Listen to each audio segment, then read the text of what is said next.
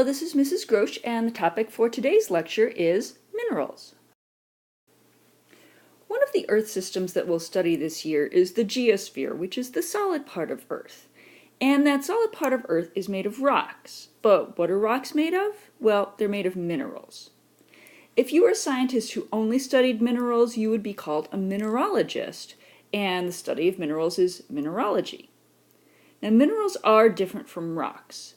The main difference is that minerals are made of one specific substance and rocks are mixtures of those minerals and other substances. So if you look at the picture of the mineral quartz, you can see it looks pretty much the same everywhere compared to the granite, which does have quartz in it, but it also has other kinds of minerals in it as well. So rock is a mixture and mineral is one pure thing. There are 5 important characteristics that define what makes something a mineral.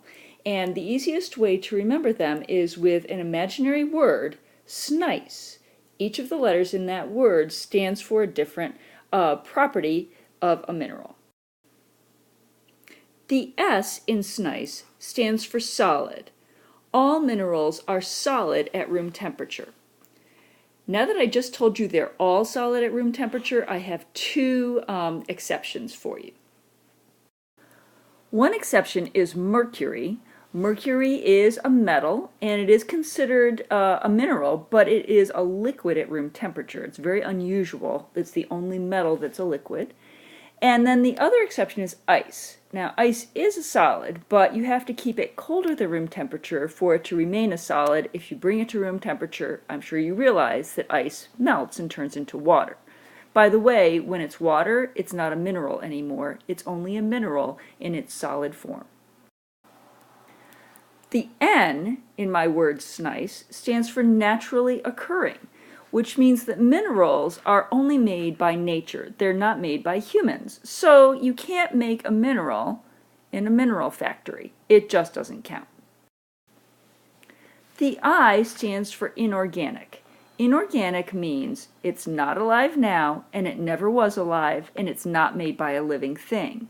So this shell, that's made by a living thing, so it can't count as a mineral. It has to be inorganic, something that was never alive. The C in my word stands for crystal form. Minerals all have atoms that can arrange themselves with a particular shape, and that gives them a very distinctive crystal form. So all minerals have a crystal form if they're allowed to form freely in nature. And finally, all minerals have to be either elements or compounds, which means that they have a specific chemical recipe. The quartz that we looked at earlier, quartz is all one thing, and that material is a compound. The rock, the granite that we looked at earlier, it's a mixture, and it's kind of a random mixture. It has certain ingredients that you would find in this particular kind of rock, but the amounts of those ingredients can be very different from one place to another. So rocks are mixtures and their ingredients are a little more random. Compounds and elements are very specific chemical recipes. Okay, so now that you know the 5 characteristics that need to be true for something to be a mineral, that doesn't really help you figure out what kind of mineral you have. All minerals have physical properties that have been studied for a long time by scientists. And those physical properties can help you to figure out what kind of mineral you have. We're going to go through 5 of the most commonly used mineral properties that will help you to identify different minerals. One property that's easy to notice when you look at a mineral is called luster. Luster is another word for shininess. It's the way that a mineral reflects light. There are lots of different ways to describe the luster of a mineral, and they're not all lustrous or shiny in the same way. Some minerals do look like metal, and that's one of the easiest kinds of luster to spot is the metallic luster. But other minerals might be waxy or pearly. they might look like glass. Now, don't let color confuse you. Minerals can look glassy or vitreous even if they're not colorless. So they can have a color and still be glassy or vitreous. Silky is another way that they can reflect light. And some minerals just don't reflect light at all. We call those dull.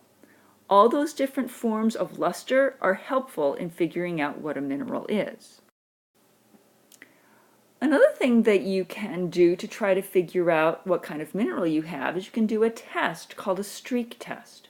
If you scrape your mineral on a piece of tile and it leaves a mark, well, the color of that mark is important.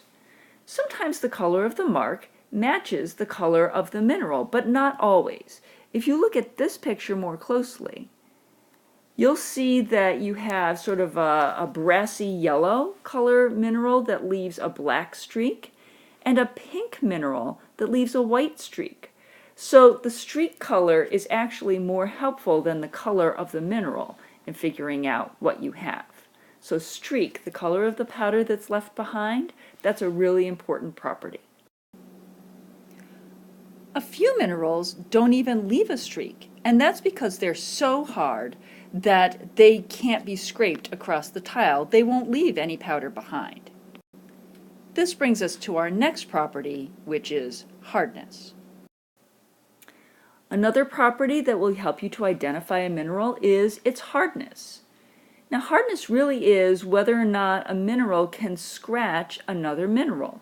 Harder minerals will scratch, and minerals that are softer get scratched. There's a number scale that we use to describe how hard a mineral is. We give minerals a number from 1 to 10, with 1 being the softest mineral and 10 being the hardest. All the other minerals are somewhere in between.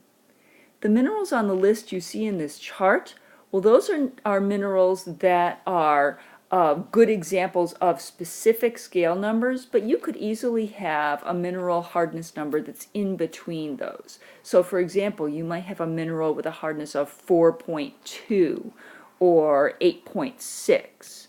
And we get those numbers by trying to scratch the minerals with other objects that have different hardness values. The harder a mineral is, the more difficult it is to scratch. Another mineral property that you can measure is density. Density is how heavy the mineral is compared to how big it is. Some minerals will feel very heavy when you pick them up, and others will feel like they don't weigh very much at all. You can calculate density with the formula mass divided by volume. And of course, when you do figure out density, you need to make sure you include the unit, grams per milliliter or grams per cubic centimeter. If you figure out the density and then you compare it to a chart of mineral densities that someone has calculated, it'll help you to figure out which mineral you have. Even if you can't scratch a mineral because it's so hard, you might be able to break it. The way that a mineral breaks is called its cleavage pattern. And there are many different patterns of cleavage. Here are 3 that you should be familiar with. Basal cleavage is what you get when minerals just break in one direction, and a mineral with strong basal cleavage lines will actually peel off in sheets. Rhombic cleavage makes breaks that result in a shape that almost looks like a rhombus or a diamond pattern, which is a little different from cubic cleavage, which can make perfect 90-degree angle sides. Not every mineral breaks with nice flat sides. Minerals that break with no particular pattern don't have cleavage at all. We say that they have fracture. Most minerals that fracture just do it with a random pattern, and we call that uneven fracture. There is another kind of fracture which is called conchoidal, and that's when the mineral breaks with a pattern that has curves in it, almost like the curves on a seashell. One property that we haven't really talked about is color. Color is easy to notice, but it's not very useful for identifying minerals. If you look at the picture on the screen, those are all examples of the same mineral, a mineral called fluorite. Now you can see that those different samples all have something in common, and that's their shape. So their crystal pattern and cleavage pattern are all pretty distinctive, but their colors are very different. The color of a mineral can vary depending on where it's formed, any chemical impurities that may have gotten into it, if it was exposed to the air and started to tarnish on the outside, or if it was exposed to high temperatures. So that's why color, even though sometimes minerals all have similar colors, color by itself is not a very good way to identify minerals. And that's the information you need to know about minerals, how we define them, and some important properties that we use to identify them. Thanks for listening to this lecture. I'll see you in class tomorrow.